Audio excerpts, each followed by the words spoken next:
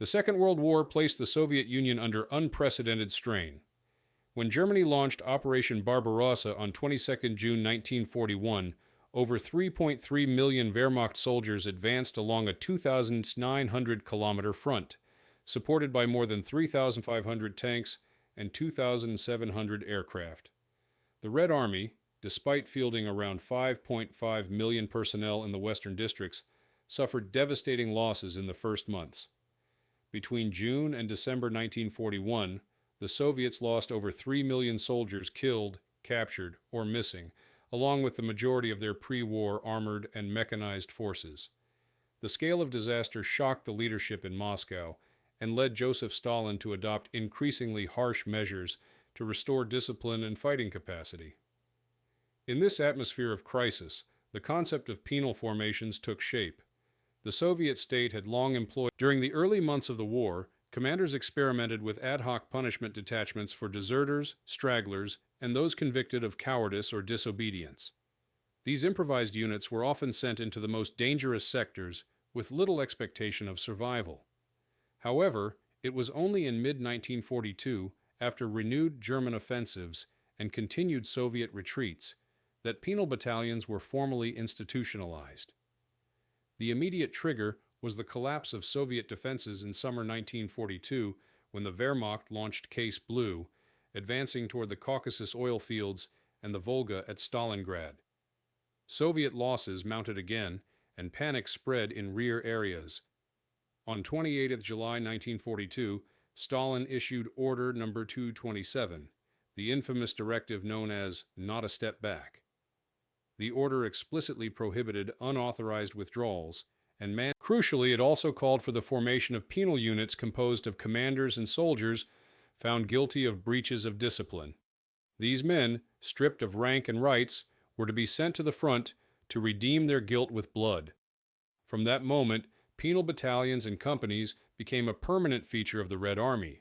By the end of 1942, 24 penal battalions and 65 penal companies had been established. A penal battalion typically numbered between 800 and 1,000 men, while a company had between 150 and 200.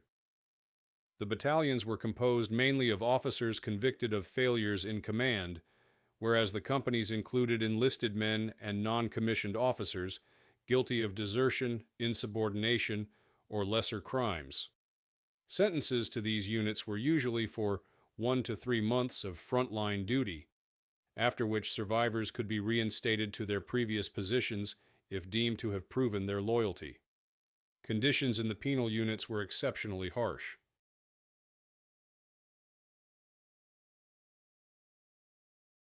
Soldiers were placed under strict surveillance, often without proper equipment or medical support.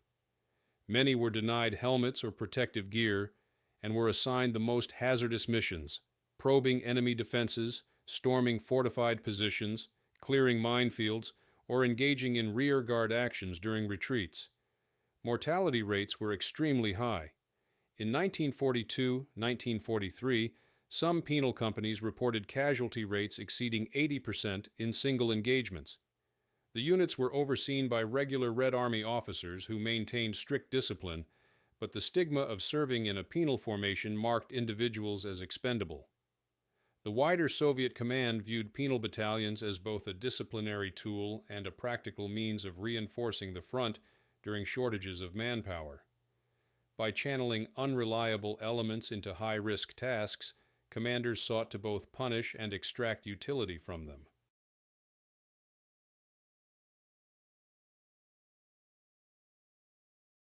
At the same time, the existence of such units reinforced the atmosphere of fear that pervaded the Red Army under Stalin's system of control. For ordinary soldiers, the threat of transfer to a penal company served as a deterrent against disobedience, while for officers it underscored the severe consequences of failure. Yet, despite their punitive nature, penal battalions also demonstrated the complexity of Soviet war management. Survivors could be reinstated, and some even returned to positions of command after serving their terms. In a system marked by repression and suspicion, this offered a limited path to redemption. The policy reflected Stalin's pragmatic approach. Men could be punished and broken, but if they survived, their experience was still valuable to the war effort.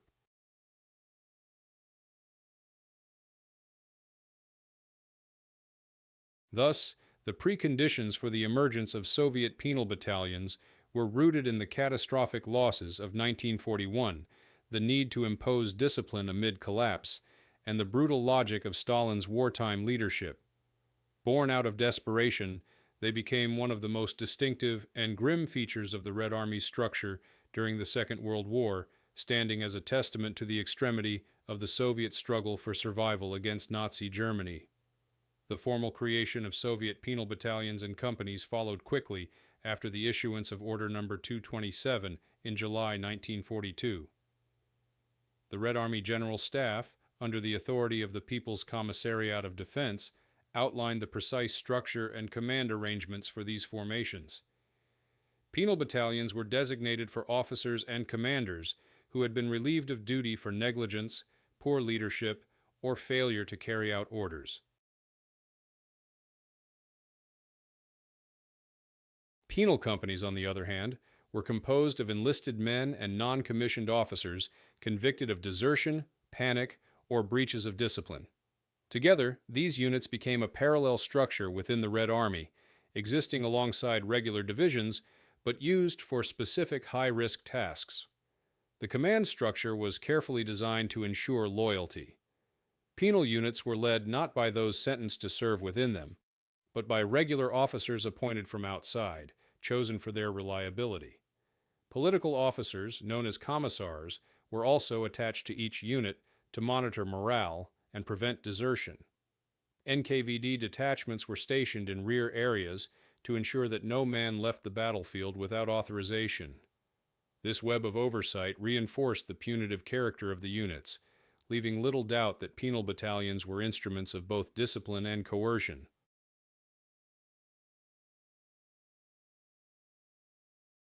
The organization of a penal battalion typically mirrored that of a standard infantry battalion, but with modifications.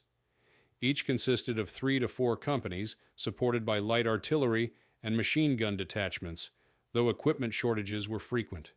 Penal companies had even fewer resources, often lacking sufficient heavy weapons. Men assigned to these units were stripped of ranks and decorations, wearing standard uniforms marked only by their insignia-less status. Their punishment was visible to all, reinforcing their role as examples within the Red Army. The opening operations involving penal formations began almost immediately after their creation. In August and September 1942, as German forces advanced toward Stalingrad, the first penal companies were committed to battle along the Don and Volga fronts.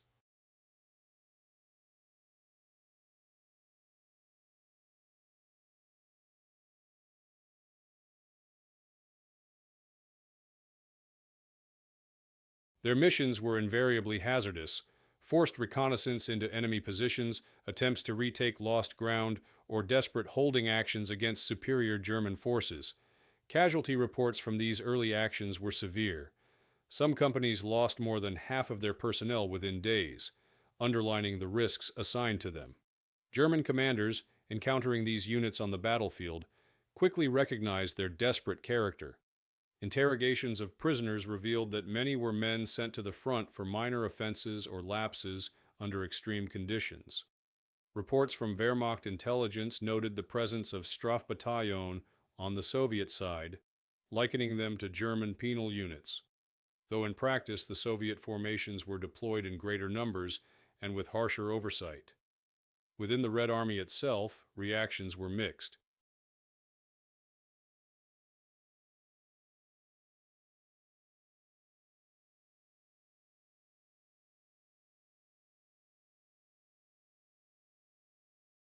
Commanders appreciated the extra manpower provided during crises, but some voiced concerns that penal battalions could undermine morale among regular troops who saw the units as symbols of fear and repression. Conversely, others argued that the sight of penal units sent into battle served as a warning and a motivator for ordinary soldiers to fight harder, lest they face the same fate. At the strategic level, the Soviet leadership saw penal units as an essential measure to stabilize collapsing fronts. By September 1942, 27,000 men had already been sentenced to penal service, a figure that reflected both the severity of discipline under Stalin and the desperate need for manpower. This number continued to grow as the war dragged on. Although the proportion of the Red Army in penal formations remained relatively small compared to its total strength, never more than a few percent, it was sufficient to... The early phase of penal unit deployment coincided with the crisis at Stalingrad. As Soviet forces fought to defend the city through September and October 1942, penal companies were frequently used in assaults against fortified German positions, often suffering appalling losses.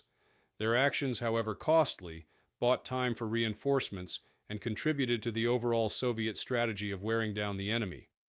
For many of these men, redemption through survival was unlikely. Their punishment was effectively a death sentence carried out on the battlefield. Thus, the opening phase of Penal Battalion's existence was marked by hurried creation, strict command oversight, and immediate deployment to the most dangerous sectors.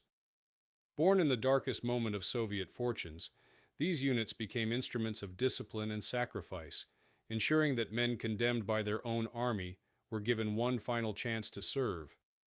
The institutionalization of Soviet penal battalions and companies in late 1942 required careful planning at both the political and military levels. Once Order No. 227 had been issued, the People's Commissariat of Defense, headed by Stalin himself, and the Red Army General Staff under Marshal Alexander Vasilevsky set clear objectives for their use. The logic was both disciplinary and military. Men convicted of failures or crimes would not be executed outright, but would be sent to the front to perform the most dangerous tasks, thereby serving the state while offering a narrow possibility of redemption. The strategic goals behind penal units were threefold. First, they acted as a reserve of manpower that could be used for high-risk missions, freeing up regular formations for more decisive operations. Third, they embodied the state's ideological stance.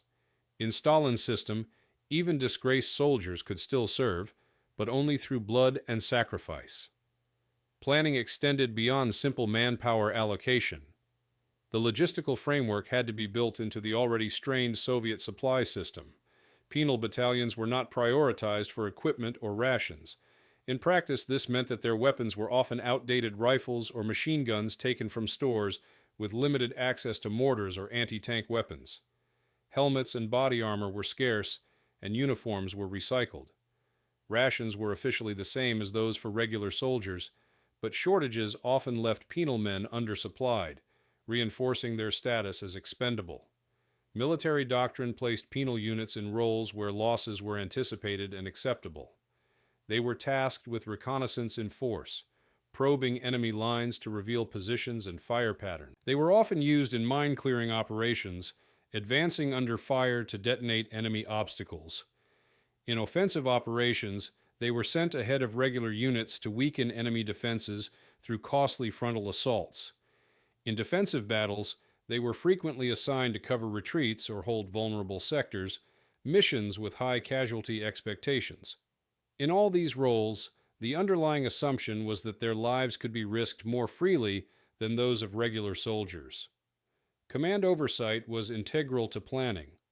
Penal battalions were led by regular officers appointed from outside their ranks, while political commissars ensured ideological reliability. NKVD units stationed in the rear acted as blocking detachments, charged with preventing retreats and ensuring that no man left the battlefield without orders.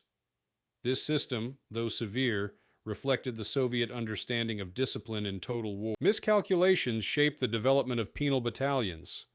Soviet planners believed these formations would provide a constant source of manpower, but high mortality meant that replacements were continuously needed.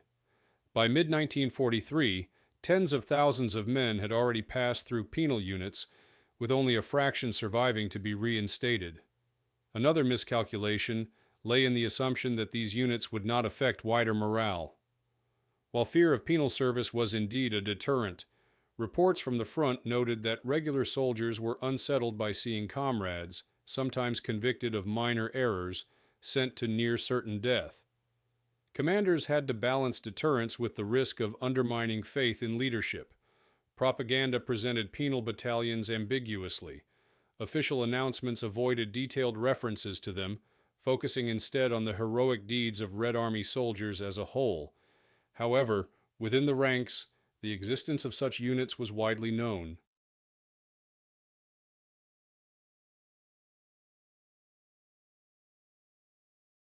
Posters and newspapers circulated slogans that reinforced the idea of redemption through blood, stressing that even those who had faltered could earn forgiveness by fighting bravely.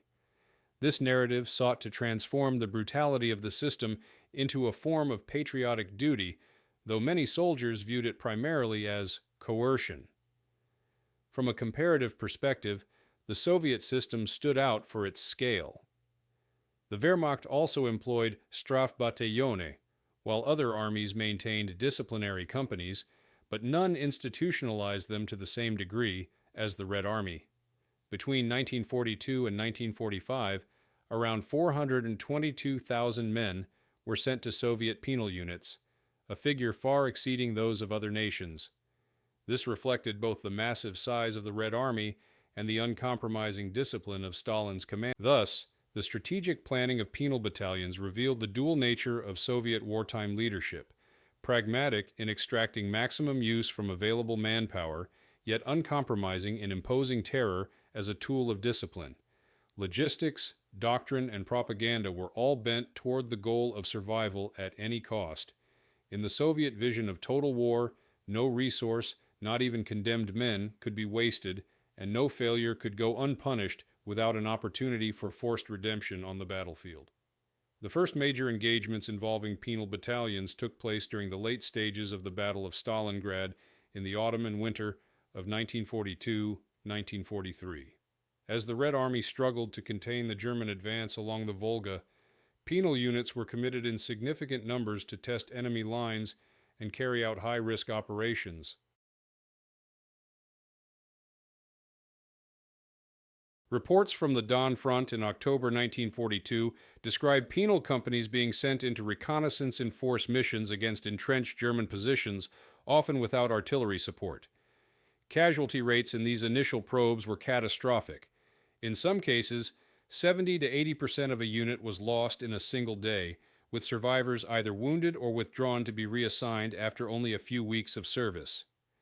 During the Soviet counteroffensive, Operation Uranus, launched on 19 November 1942, penal formations played a role in breaching Axis defenses on the flanks of the German Sixth Army.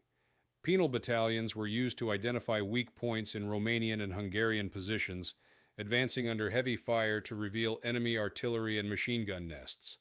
Although losses were high, their actions allowed regular rifle divisions to follow with concentrated attack. In the words of a Soviet divisional commander recorded later, "The penal companies went first, and those who came back had already paid for their mistakes."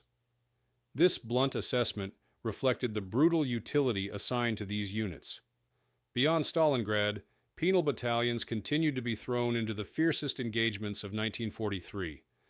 During Operation Mars in late 1942 and early 1943, designed to encircle German forces around Rzhev, penal units were deployed to storm fortified strongpoints.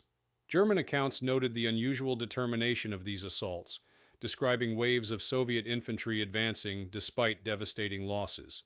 Many of these men were penal soldiers, driven forward by the dual pressures of NKVD supervision and the slim hope of redemption. Although Operation Mars failed with the impact on civilians in contested zones was indirect but significant. In villages along the front, penal units often passed through in poor condition, poorly equipped and sometimes desperate for food. Civilians observed their treatment, noting the difference between them and regular troops. This contributed to an atmosphere of fear. Soviet citizens saw not only the brutality of German occupation, but also the severity of their own army's disciplinary system. For soldiers' families back home, the knowledge that a relative might be condemned to a penal unit was a source of shame and anxiety. For morale within the Red Army, the first engagements had mixed effects. Regular soldiers sometimes expressed pity for penal men, Recognizing that many had been sentenced for minor offenses, such as tardiness, drunkenness, or losing equipment in retreat. Others saw them as a warning, proof of the consequences of failure. In letters intercepted by censors, some soldiers remarked that they would rather die where they stood than risk assignment to a penal company. The dual role of deterrence and sacrifice became firmly established in these early battles. Unexpected outcomes also emerged. In a few documented cases, penal units achieved remarkable success despite their handicaps. At Stalingrad, one penal company reportedly captured several German artillery positions after a night assault, suffering enormous losses but fulfilling its mission. Survivors were reinstated to regular units and, in rare instances, decorated for bravery. These examples were highlighted in internal reports to show that redemption through combat was not only possible but also rewarded. Such cases, however, remained exceptional against a backdrop of routine annihilation. German intelligence noted the presence of penal battalions with growing frequency in 1943. Reports referred to them as Soviet suicide units, acknowledging both their expendability and their effectiveness in exhausting Axis defenses. Prisoners captured from these formations described the conditions of their service: constant surveillance, denial of rank, and awareness that survival was unlikely. The Germans often assumed such units were composed of political prisoners or criminals, underestimating the extent to which ordinary soldiers and officers were condemned for disciplinary lapses. The broader strategic purpose of these first engagements was to integrate penal units as a permanent component of Red Army operations. Commanders learned that while they could not be relied upon for prolonged defense, they were highly effective in short, violent actions designed to break an enemy line or absorb fire. As Soviet forces transitioned from retreat to counteroffensive in 1942-1943, penal battalions became one of the many instruments by which the Red Army absorbed its massive losses and maintained pressure on the Wehrmacht. Thus, the first encounters between penal battalions and the realities of frontline combat established their grim reputation. They were instruments of punishment and utility, simultaneously feared and pitied, deployed where survival was least likely but necessity was greatest. Their role in the early confrontations of 1942-1943 demonstrated both the desperation of the Soviet command and its ruthless capacity to turn discipline into battlefield strength. As the war entered its most destructive phase in 1943, the employment of penal battalions expanded dramatically. Each offensive demanded enormous sacrifices, and penal units were routinely placed at the spearhead. For the condemned soldiers, this meant being sent into increasingly lethal environments where survival depended less on skill and more on sheer chance. For the Soviet High Command, it revealed both the utility and the severe limitations of such formations. The Soviet summer offensive of 1943, centered on the Battle of Kursk, highlighted this trend. In July, as the Red Army prepared to meet the German attack, penal companies were dispatched to probe enemy minefields and uncover weak points in the German defenses. Assigned to reconnaissance in force, they advanced under artillery and tank fire, clearing paths for regular rifle divisions. Reports from several fronts noted that entire penal companies were destroyed during these missions, but their sacrifices allowed Soviet armor to advance. While the losses were staggering, often exceeding 60 to 70% in a single action, they were considered acceptable within the logic of Soviet planning. The crisis for the penal system was not only the attrition of manpower, but also the strain on command and discipline. NKVD detachments and unit commissars were forced to exert constant pressure to prevent desertion or collapse under fire. In rear areas, attempts at mutiny were recorded, with penal soldiers protesting their assignments. These were swiftly suppressed, often with executions on the spot. Yet even under such conditions, the system continued to function, a testament to the rigid control mechanisms built into the Red Army during wartime. The winter of 1943-1944 brought further expansion of the penal structure. As Soviet offensives pressed westward through Ukraine and toward Belarus, penal units were used in river crossing operations, a particularly deadly task. At the Dnieper in September 1943, for example, penal battalions were ordered to secure bridgeheads under heavy German fire. Losses were catastrophic. Some reports describe companies reduced from 180 men to fewer than 30 after a single crossing. Survivors, however, were often commended and sometimes reinstated, underscoring the paradoxical nature of these units, condemned to punishment, yet capable of earning redemption through endurance in the deadliest of tasks. Casualty figures illustrate the scale of the crisis. By late 1943, more than 140,000 men had passed through penal formations. Of these, tens of thousands were killed or maimed, while only a fraction returned to their previous ranks. The mortality rate remained higher than in regular rifle divisions, which themselves suffered immense losses. For many penal soldiers, a sentence of 3 months in a penal unit was effectively a death sentence, and this was widely understood within the Red Army. The impact on morale was complex. For regular soldiers, penal battalions continued to serve as a warning, but by 1943, they had also become part of the rhythm of the front. Soldiers often remarked that the penal men go first, an acknowledgement of their expendable role. Some frontline officers, however, expressed doubts about the fairness of the system, noting that men were condemned for minor mistakes, or simply as scapegoats for failed operations. Reports to the General Staff acknowledged these concerns, but emphasized that the threat of penal service remained essential to maintaining discipline across the vast Red Army.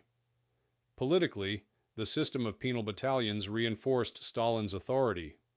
Order No. 227 remained a symbol of the state's uncompromising will. Propaganda highlighted the few successful cases where penal soldiers were reinstated, portraying them as examples of how even the disgraced could redeem themselves through loyalty. Yet the wider truth, that most were destroyed in hopeless assaults, was concealed from the public. Within the Army, however, the brutal reality was well known. International observers, when they became aware of the system through intelligence reports, were struck by its severity. British and American military analysts compared Soviet penal battalions with their own disciplinary methods and concluded that the Red Army relied far more heavily on coercion than on voluntary discipline. German intelligence, meanwhile, noted with alarm the growing presence of penal formations in Soviet offensives, interpreting it as evidence of both desperation and ruthless efficiency. The crisis of 1943 thus marked both the height and the strain of the penal system. While it delivered results on the battlefield by supplying manpower for the most dangerous operations, it also revealed the human cost of a system based on fear and expendability.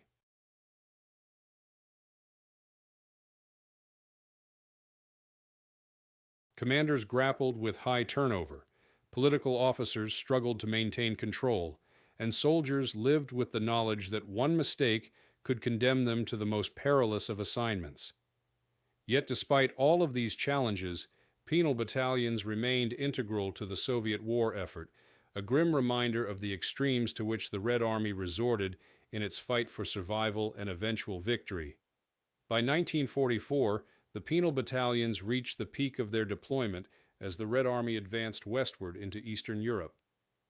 The major Soviet offensives of this period, most notably Operation Bagration in June 1944, required enormous manpower and generated some of the most intense fighting of the entire war.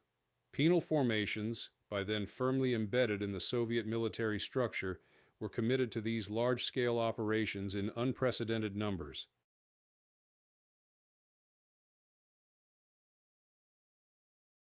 Their missions reflected the same principle that had guided their use since 1942, to absorb the most dangerous assignments and clear the way for regular divisions.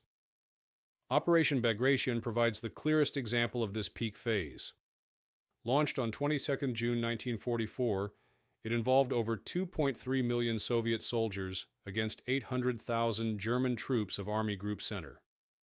In the initial stages, penal battalions were tasked with breaching German fortified zones along the Dnieper and Berezina rivers. Reports from the First Belarusian Front detail how penal companies were ordered to attack heavily mined positions, advancing under artillery fire to expose enemy defenses. Many units were annihilated in these first assaults. For example, a penal company of 180 men assigned to archival figures indicate that by the summer of 1944, around 177,000 men were serving in penal formations. Between June and September alone, tens of thousands were killed or wounded.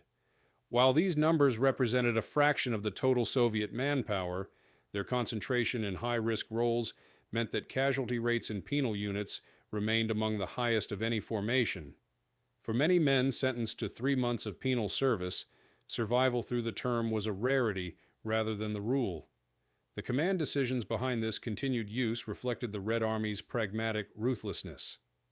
Soviet planners recognized that breakthrough operations against German defenses required immense sacrifices. Regular divisions could not be squandered in frontal assaults without undermining long-term combat strength. Penal battalions, therefore, were deliberately placed at the forefront.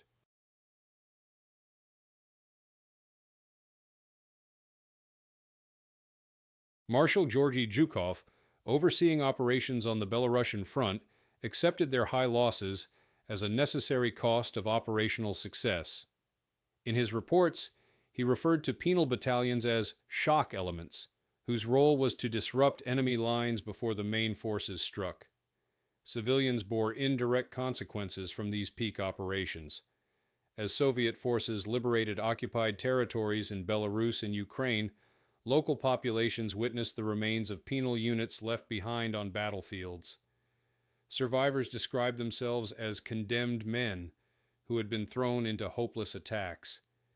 Their treatment reinforced the perception that the Soviet state demanded sacrifice without mercy, even from its own citizens. In some cases, liberated civilians were themselves conscripted and, after minor infractions, assigned to penal formations, creating a cycle of coercion that extended the system deep into new. During the Soviet advance into Poland in late 1944, penal units were often ordered to storm fortified villages or industrial complexes defended by German rear guards. Their assaults softened resistance, but left few survivors. These operations had symbolic as well as tactical significance. The state demonstrated that even the disgraced were to be expended in the liberation of occupied lands. Propaganda, however, framed these sacrifices as heroic acts of atonement, rarely acknowledging the coercion behind them. At the same time, penal battalions provided unexpected opportunities for some individuals.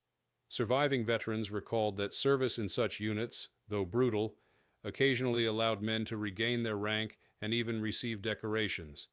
In 1944 alone, thousands were reinstated after surviving their penal term and demonstrating courage under fire.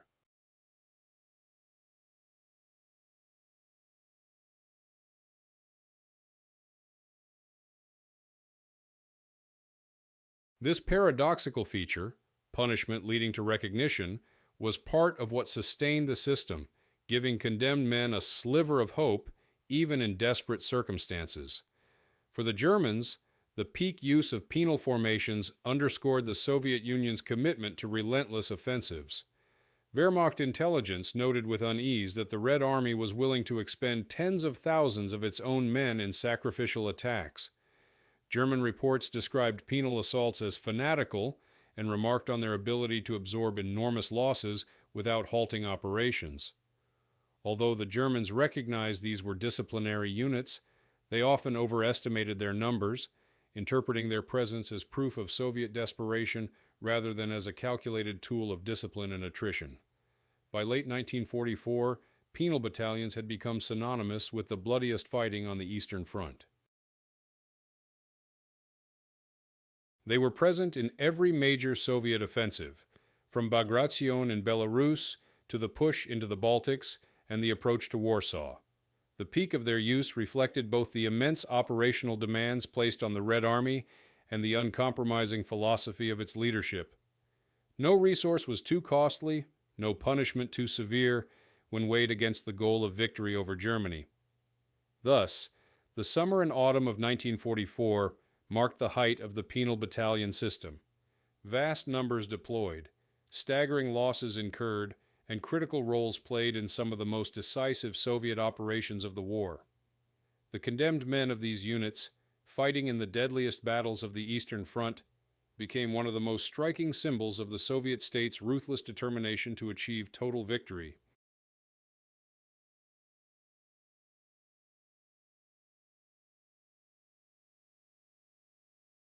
As 1944 turned into 1945, the system of Soviet penal battalions entered a phase of resistance and adaptation, both in military practice and in the daily lives of those condemned to serve within them.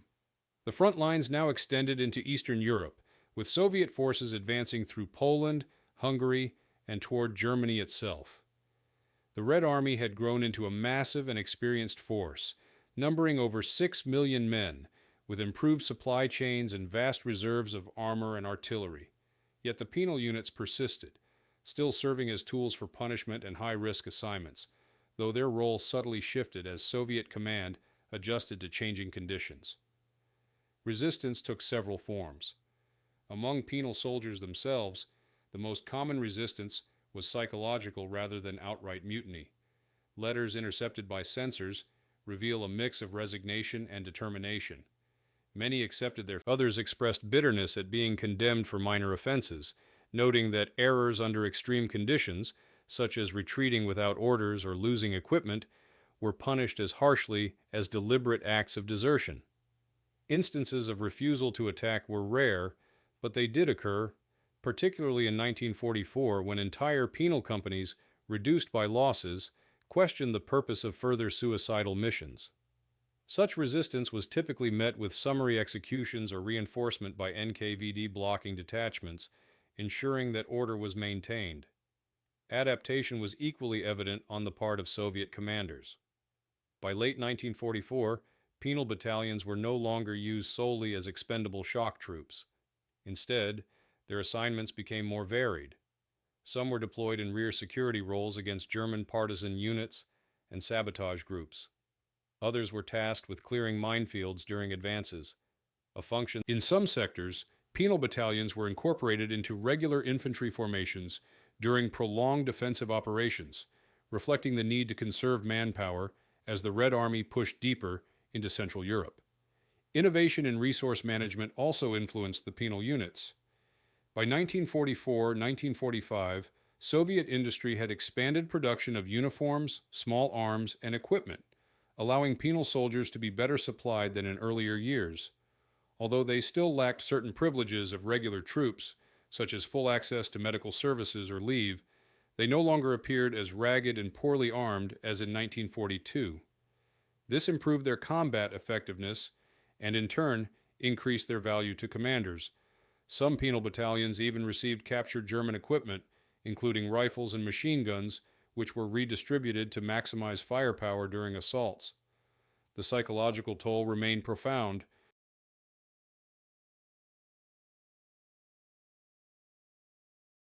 Penal soldiers operated under constant surveillance and the awareness that their lives were valued differently from those of regular soldiers.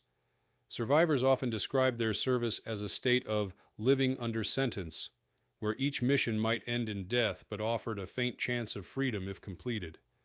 For many, this created a strange mix of fatalism and determination. Men fought with intensity, not necessarily out of loyalty, but out of a desire to endure long enough to be released.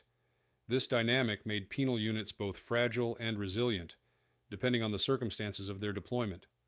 On the home front, families of penal soldiers faced stigma and uncertainty. While official propaganda rarely acknowledged the existence of these units, rumors circulated widely.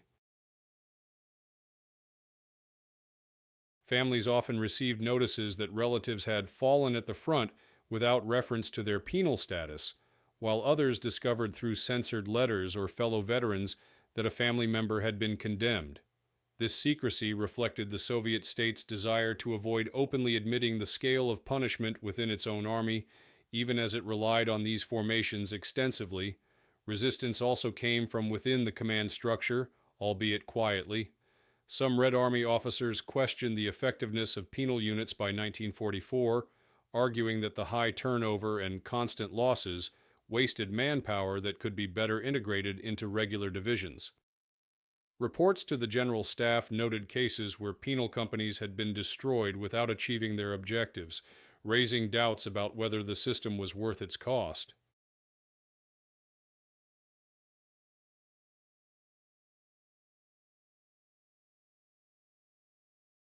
Yet these criticisms rarely translated into major reforms during the war itself, as the leadership remained committed to maintaining the threat of penal service as a disciplinary tool. Internationally, awareness of Soviet penal battalions grew during 1944-1945. Reports from Polish resistance fighters and later from German prisoners of war highlighted the use of such units in Soviet offensives. Allied observers, particularly from Britain and the United States, expressed unease at the severity of the system, contrasting it with their own disciplinary practices, which rarely involved sending offenders into combat. These comparisons reinforced perceptions of the Soviet war effort as uniquely harsh, shaped by the authoritarian character of the Stalinist state. By early 1945, as the Red Army advanced into Germany and prepared for the assault on Berlin, penal battalions had become both a symbol of Soviet ruthlessness and an indispensable part of it. They had adapted to the evolving conditions of the war, shifting from desperate shock troops in 1942 to more flexible and varied roles in 1944-1945. Yet the underlying principle remained unchanged: punishment through combat, redemption only through survival, and the subordination of individual life to the needs of the state. In this way, the phase of resistance and adaptation defined the penal battalion's later history. The men within them resisted through endurance, adapted to survive, and in doing so became unwilling participants in one of the most brutal disciplinary systems of the Second World War. Their experience reflected both the resilience of the Soviet war effort and the extraordinary human cost at which victory was achieved. The turning point for the penal battalions came in the final months of the war, when the Red Army advanced into the German heartland. By early 1945, the Soviet Union was no longer fighting for survival, but for total victory. The strategic balance had shifted decisively. The Wehrmacht was in retreat across all fronts, its divisions depleted and its resources collapsing. Yet for penal formations, the end of the war did not mean relief. Instead, they continued to be deployed in some of the most dangerous operations, particularly during the Vistula-Oder offensive in January 1945 and the Battle of Berlin in April-May 1945. The Vistula-Oder offensive demonstrated both the continued necessity and the expendability of penal battalions. In this massive operation, more than 2.2 million Soviet soldiers attacked along a broad front, driving the Germans back nearly 500 kilometers in just 3 weeks. Penal companies were used to storm river crossings at the Vistula and Oder, often tasked with being the first to establish bridgeheads under heavy fire. Losses were appalling.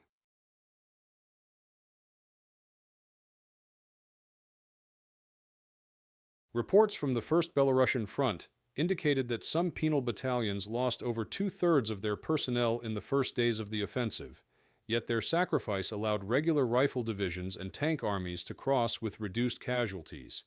In the logic of the Soviet command, their mission had been fulfilled, even if few survived. By the spring of 1945, penal units were increasingly folded into the preparations for the assault on Berlin.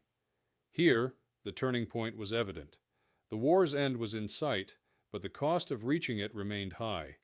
Penal battalions were assigned to storm fortified suburbs, clear bunkers, and flush out remnants of the German defense in street fighting. Their casualties were once again severe, as Berlin's urban combat proved among the most lethal of the war. In some cases, penal units were ordered to lead night assaults on fortified buildings, suffering extreme losses in the process. For survivors, redemption was sometimes immediate. Commanders reinstated men who distinguished themselves in the final battles, aware that victory was imminent. The collapse of Germany also shifted the perception of penal battalions within the Red Army. With the Wehrmacht disintegrating, many commanders began to question whether these units were still necessary. Regular divisions, now seasoned and heavily reinforced, could achieve breakthroughs without the need for sacrificial formations. Nonetheless, Stalin's system ensured that penal units remained until the very end, a symbol of the uncompromising disciplinary framework that had carried the Red Army through the war. For civilians, the final months of the penal battalions were marked by both fear and indifference. In newly occupied German territories, local populations often could not distinguish between regular Soviet soldiers and penal troops, yet survivors of penal units sometimes revealed their status, speaking of their sentences and their hope for reinstatement. German civilians, already traumatized by the Soviet advance, rarely grasped the internal coercion within the Red Army, but for the penal soldiers themselves, these final weeks were a paradox, fighting in foreign lands not for conquest, but for a chance to erase the mark of disgrace on their names. The turning point was not only military, but also psychological. Many penal soldiers, sensing that the war was nearing its conclusion, fought with renewed determination, hoping to survive their sentences and rejoin society. Others, exhausted and embittered, fought mechanically, aware that the state had condemned them regardless of their survival. For officers commanding these units, the end of the war posed questions about their post-war status. Some penal soldiers achieved rehabilitation and were restored to their ranks before the war ended. Others perished in the final battles, their service forgotten amid the larger triumph of victory. In official Soviet accounts of the Berlin campaign, references to penal battalions were minimal, as propaganda emphasized the heroism of the Red Army as a whole. The system that had consumed hundreds of thousands of lives was deliberately obscured in post-war narratives. Thus, the turning point for penal battalions lay in the paradox of victory. They had been created in 1942 when the Soviet Union faced collapse, and they endured until 1945 when Germany itself was collapsing. Their final role in the war's closing campaigns was both consistent with their origins, sacrificial assaults on heavily defended positions, and yet unnecessary to the same degree, as the Red Army by then possessed overwhelming superiority.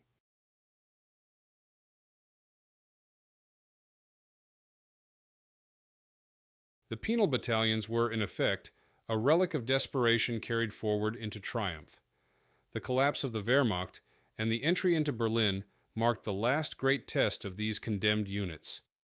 They had survived long enough to witness the end of the war, but their existence was already entering the shadows of history. For the Soviet Union, the victory of 1945 would be remembered as the triumph of socialism and the Red Army, but within that triumph lay the hidden legacy of tens of thousands who had been punished, expended, and, in some cases, redeemed through the blood of battle. The end of combat operations in May 1945 brought with it the gradual dismantling of the penal battalion system, but the process was neither immediate nor simple. For 3 years, these formations had been an established part of the Red Army's structure, absorbing hundreds of thousands of men and sustaining catastrophic losses. Their existence was deeply tied to the extraordinary conditions of total war. With Germany's surrender, their continued use became both impractical and politically undesirable, yet their disbandment carried consequences for the soldiers who had survived service within them. The Soviet High Command began issuing orders for the demobilization of penal units in late spring 1945. Many companies and battalions, severely depleted by the final offensives into Germany and Austria, were simply dissolved on the spot, their remaining personnel either reinstated into regular formations or discharged. Others were kept temporarily in rear areas until the terms of their sentences expired, after which survivors were formally rehabilitated. Archival data suggest that of the approximately 422,700 men who had passed through penal units between 1942 and 1945, tens of thousands were still alive at the war's end, though their fates varied widely.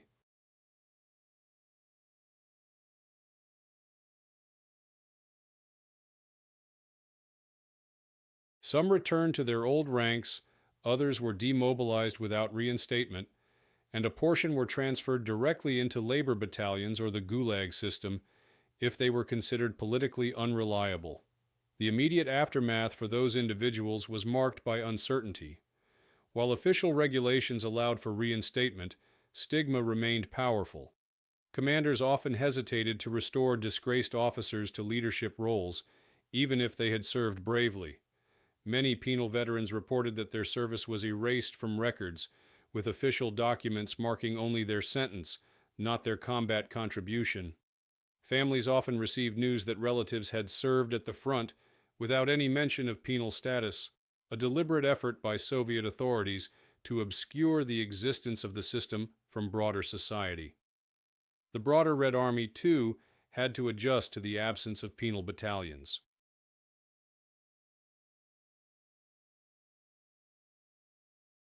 For many regular soldiers, the end of the war meant release from the constant threat of being sentenced to a penal unit. Discipline remained strict, but the existential crisis that had justified such harsh measures was no longer present. NKVD blocking detachments, once stationed behind lines to enforce Order Number 227, were withdrawn and reassigned, signaling the relaxation of the most extreme disciplinary mechanisms.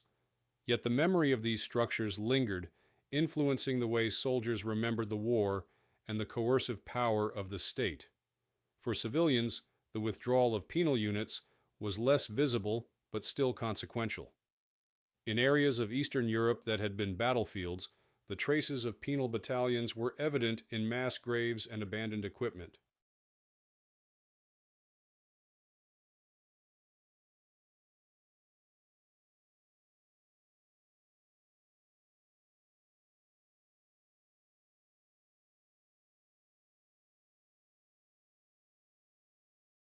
Local populations often had no way of distinguishing between penal soldiers and regular Red Army men, but testimonies later collected from survivors shed light on how these condemned formations had operated in their towns and villages. The destruction they left behind, often the result of hopeless frontal attacks, was part of the broader devastation of the Eastern Front, where millions of lives were lost. Internationally, the existence of penal battalions remained largely unknown in 1945. Allied observers who accompanied Soviet forces during the final campaigns rarely had direct contact with such units, and Soviet authorities did not publicize them. Western intelligence agencies gradually pieced together information through prisoner interrogations and refugee testimonies, but details were scarce.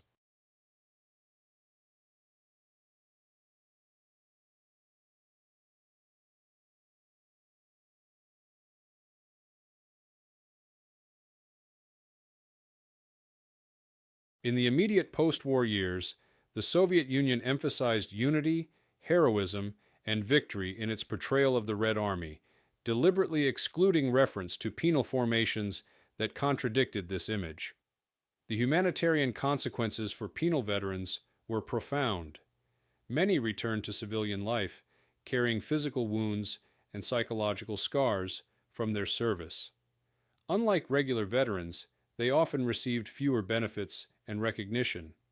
Some were excluded from veterans' organizations, while others concealed their penal service entirely to avoid stigma. The state offered no special assistance to these men, treating their rehabilitation as sufficient recognition. For those who had perished, families received standard notifications of death at the front, with no acknowledgement of the circumstances. Their existence during the war had demonstrated the regime's capacity to transform punishment into a tool of military utility. Their dissolution did not signal an end to repressive practices, but rather a shift back to peacetime mechanisms, the Gulag, forced labor, and surveillance of political suspects. In that sense, the penal battalions were a wartime extension of an already coercive system, and their withdrawal represented the return to normal Stalinist methods of control. By late 1945, penal battalions had disappeared from the Red Army's order of battle, yet their legacy was already becoming contested. To Soviet propaganda, they were an inconvenient reminder of the Army's reliance on coercion and sacrifice. To those who had served within them, they were symbols of both suffering and survival, a chapter of personal history often left unspoken.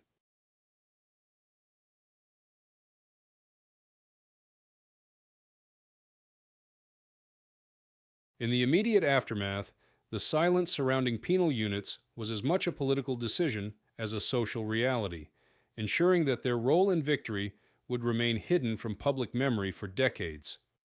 Thus, the period after Germany's defeat was marked by retreat and withdrawal for the penal battalion system. born in desperation in 1942, expanded during the crises of 1943 and 1944, and pushed to their limits in 1945, these formations were quietly dissolved once their function was no longer needed.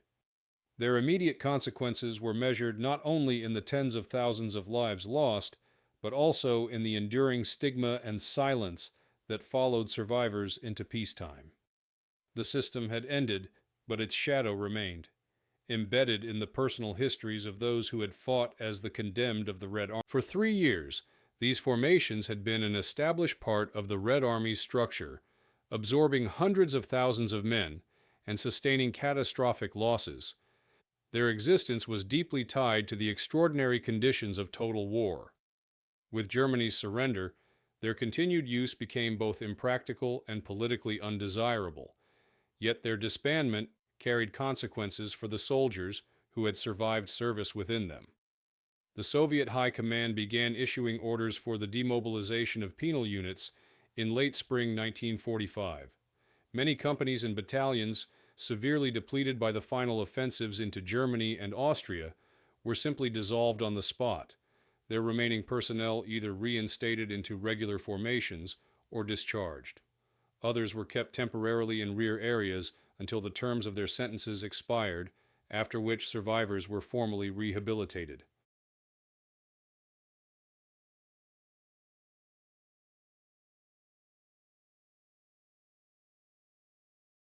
Archival data suggests that of the approximately 422,700 men who had passed through penal units between 1942 and 1945, tens of thousands were still alive at the war's end, though their fates varied widely.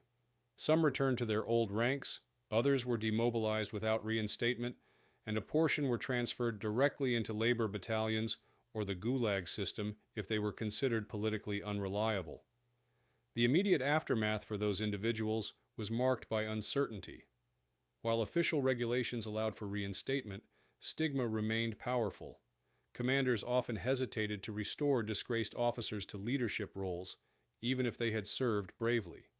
Many penal veterans reported that their service was erased from records, with official documents marking only their sentence, not their combat contribution.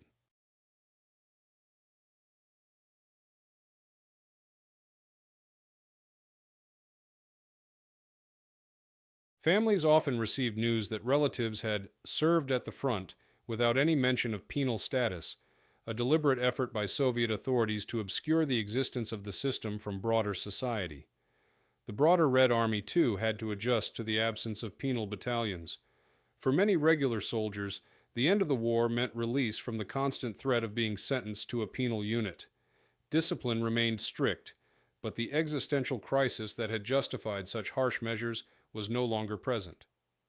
NKVD blocking detachments, once stationed behind lines to enforce Order No. 227, were withdrawn and reassigned, signaling the relaxation of the most extreme disciplinary mechanisms. Yet the memory of these structures lingered, influencing the way soldiers remembered the war and the coercive power of the state. For civilians, the withdrawal of penal units was less visible, but still consequential. In areas of Eastern Europe that had been battlefields, the traces of penal battalions were evident in mass graves and abandoned equipment. Local populations often had no way of distinguishing between penal soldiers and regular Red Army men, but testimonies later collected from survivors shed light on how these condemned formations had operated in their towns and villages.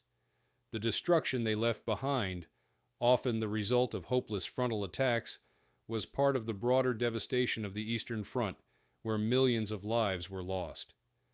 Internationally, the existence of penal battalions remained largely unknown in 1945. Allied observers who accompanied Soviet forces during the final campaigns rarely had direct contact with such units, and Soviet authorities did not publicize them. Western intelligence agencies gradually pieced together information through prisoner interrogations and refugee testimonies, but details were scarce. In the immediate post-war years, the Soviet Union emphasized unity, heroism, and victory in its portrayal of the Red Army, deliberately excluding reference to penal formations that contradicted this image. The humanitarian consequences for penal veterans were profound. Many returned to civilian life, carrying physical wounds and psychological scars from their service. Unlike regular veterans, they often received fewer benefits and recognition. Some were excluded from veterans organizations, while others concealed their penal service entirely to avoid stigma. The state offered no special assistance to these men, treating their rehabilitation as sufficient recognition. For those who had perished, families received standard notifications of death at the front, with no acknowledgement of the circumstances. The disbandment of penal battalions also had implications for Soviet justice and political control.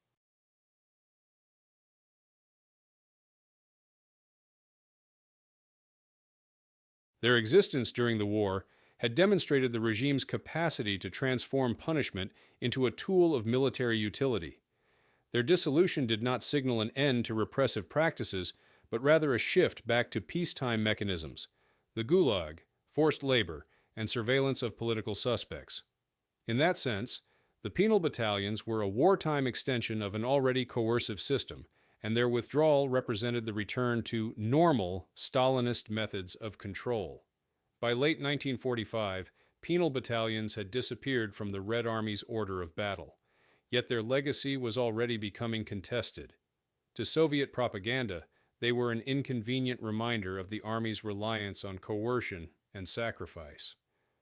To those who had served within them, they were symbols of both suffering and survival, a chapter of personal history often left unspoken.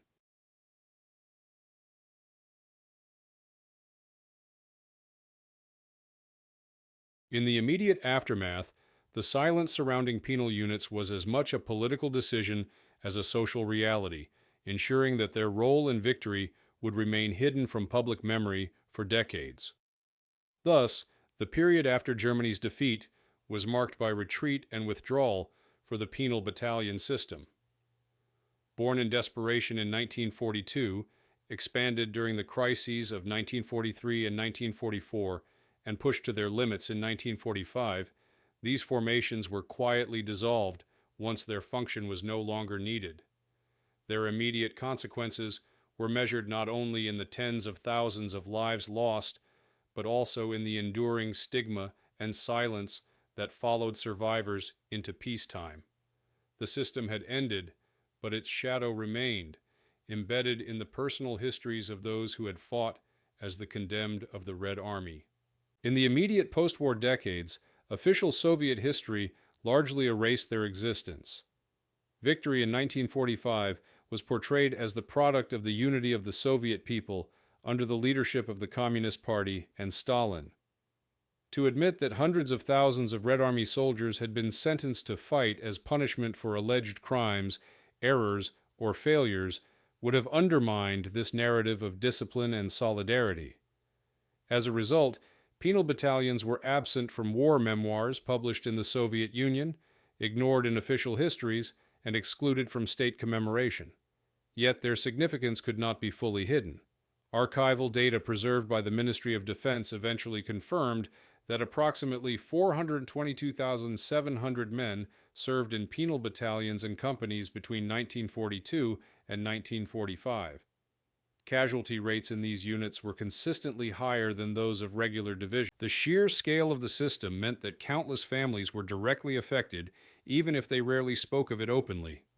Many veterans who survived penal service chose silence, fearing stigma or further punishment if they revealed the truth. The political consequences of the penal battalion system lay in its demonstration of Stalin's model of governance. It illustrated how coercion, fear, and punishment could be transformed into instruments of military utility.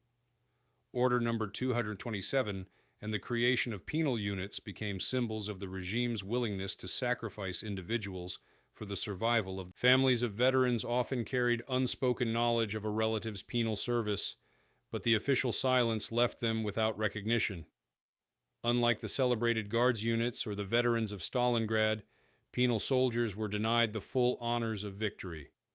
Their stories circulated privately, passed down in fragments, but rarely acknowledged in public.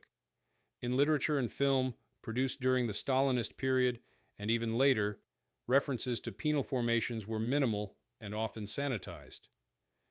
It was only in the late Soviet era, particularly during the period of glasnost in the 1980s, that the existence and scale of these units became a subject of open discussion.